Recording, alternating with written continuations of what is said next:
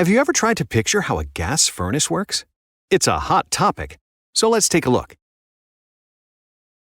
This Amana gas furnace is located in an attic. This one, a basement. But no matter where yours is located, it will probably work similar to this one. First, to heat any home, you need a heat source. And for a gas furnace, like this one, that source is natural gas or propane.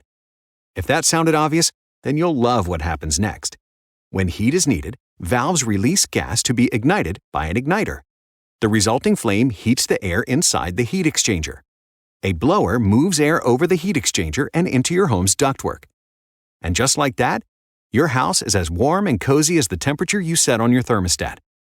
Some gas furnaces, such as multi-stage or modulating systems, offer additional energy-efficient performance.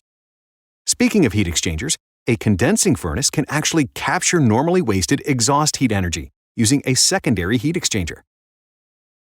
You get the picture. To learn more, visit our website.